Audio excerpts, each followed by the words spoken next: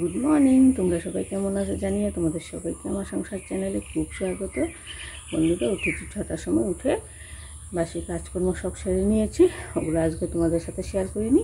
তো কাজকর্ম করে মুখ টুক ধুয়ে এইমাত্র ঘরে আসলাম। এসে ভাবলাম তোমাদের সঙ্গে একটু কথা বলি। আর তোমাদেরকে প্রথমে জানাই গুড মর্নিং, তার জন্য চলে আসলাম। তো এখন যাব রান্নাঘরে। দাদারা সবাই শুনেছে, খালি আমার বড় ছেলে উঠেছে, তার জন্য দুজনে এখন একটু চা খেয়ে নেব। ট্রেন যাচ্ছে, যার জন্য তোমরা ট্রেনের আওয়াজ পাচ্ছ নিশ্চয়। আমাদের সামনেই স্টেশনটা, গাড়ি গেলে সব গাড়ির আওয়াজগুলোই শুনে পাওয়া যায়।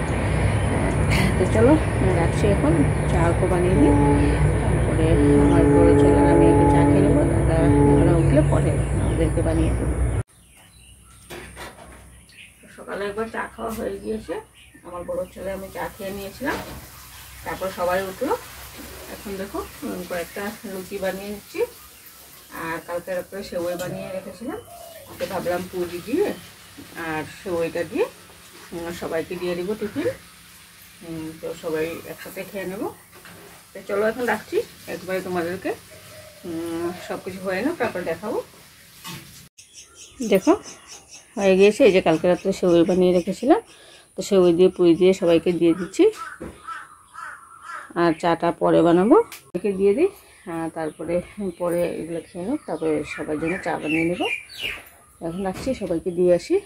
তো দেখো অভিষেক চলে যাচ্ছে কলেজে। আর তোমরা তো জানো অল্প জলদি যেতে হয়, ছোটো জনের থেকে বড় জনের আগেই বের হতে হয়, অত খুব দূরে যায়, তার জন্য ও চলে গেল।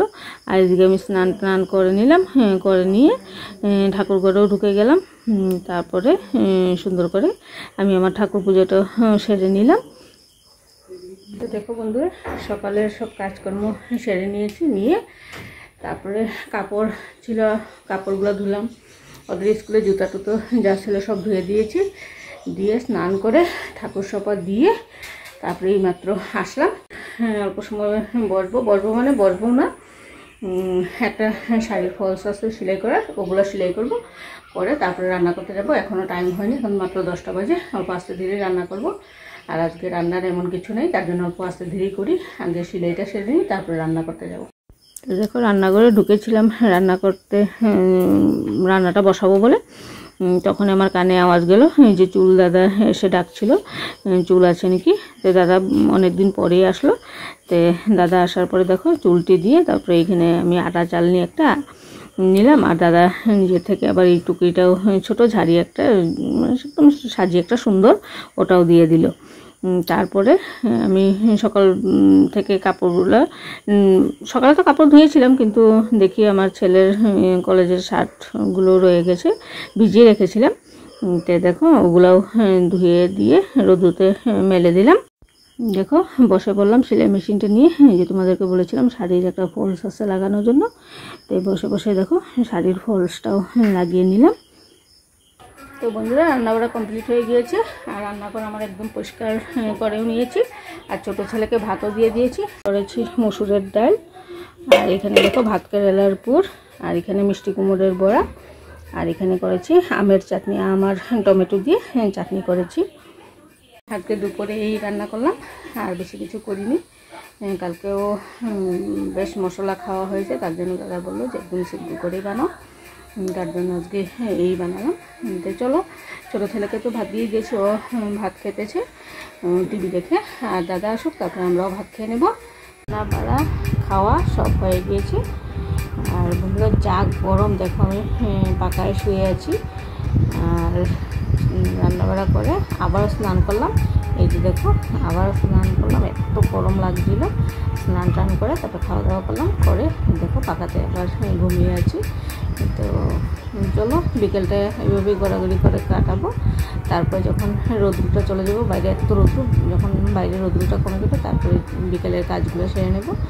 তো দেখো উঠেই বিকালের কাজগুলো সেরে নিচ্ছি। প্রথমে ঘরটা ঝাড় দিয়ে নিচ্ছি, তারপরে রোদ্রু থেকে কাপড় দুই তিনটা আজকে তো বেশ কাপড় ধুয়েছিলাম। তো কাজ করতে করতে কাপড়গুলো তুলে নিয়েছিলাম, দুই তিনটা ছিল, ওগুলো ঘরে নিয়ে চলে আসলাম। এদিকে আমার ছেলে দেখো ছাতি একটা কিনেছে, তো ছাতাটাই খুলে ভালো করে দেখছি ভালো কিনা। ঠিকই আছে ছাতাটা। আর এদিকে দেখো বিকালের জন্য দাদা স্যুপ নিয়ে এসেছে। আমার ছোটো ছেলে খুব সর্দি পেয়েছে, তো তোমাদেরকে বললাম, তো ওর জন্য স্যুপ নিয়ে আসছে আর মোমো নিয়ে আসলো। আর আমাদের মুরগিটা আজকে কতদিন থেকে দেখো খালি সকালে ঘর থেকে ছাড়লেই অন্যের ঘরে গিয়ে বসে থাকে। তো দাদা দেখো রাত্র করে মুরগিটা অন্যের ঘর থেকে ধরে নিয়ে আসলো, নিয়ে এসে ওদের ঘরে খোয়ারের মধ্যে ঢুকিয়ে দিল। জানি না কি হয়েছে মুরগিটা, বেশ কতদিন থেকে ওই রকমই করছে, মানে যার ঘর থেকে কিনে এনেছিল ওর ঘরেই চলে যায়, পাশেই ঘর ওদের, তো ওদের ঘরে চলে যায়। তো আজকে দাদা দেখো ধরে আনলো ওকে। তো দেখো বন্ধুরা, বেশ রাত্র হয়েছে, 9টা সাড়ে 9টা রকম বাজে। আর আমার বড় ছেলের আজকে এক জায়গায় নিমন্ত্রণ আছে।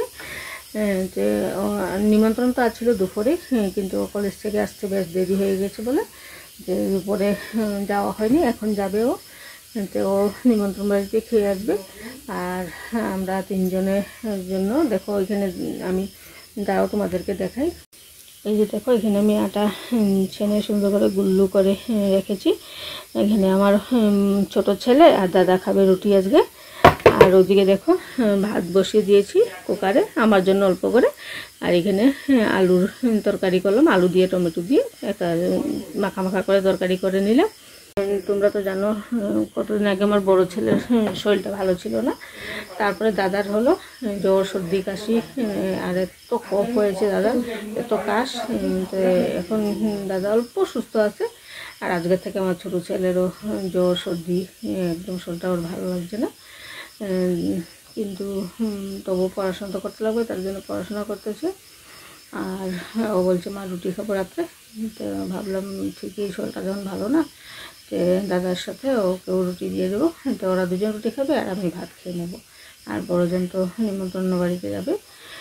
তো চলো দাদা আসুক, তারপরে ওদিকে তো তরকারি আর ভাতটা হয়ে গিয়েছে, আর রুটিটা দাদা আসুক তারপরে রুটিটা বানিয়ে নেব, তারপরে আমাদের রাত্রে খাওয়ার কমপ্লিট হয়ে যাবে।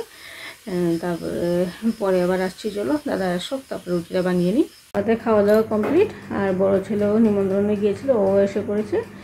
এখন বাজে রাত্র 11টা। তো চলো আজকের মতো ভিডিওটা এখানে শেষ করলাম, আবার একটা নতুন ভিডিওর সাথে তোমাদের সাথে দেখা হবে। তোমরা সবাই ভালো থাকো, সুস্থ থাকো, সবাইকে গুড নাইট।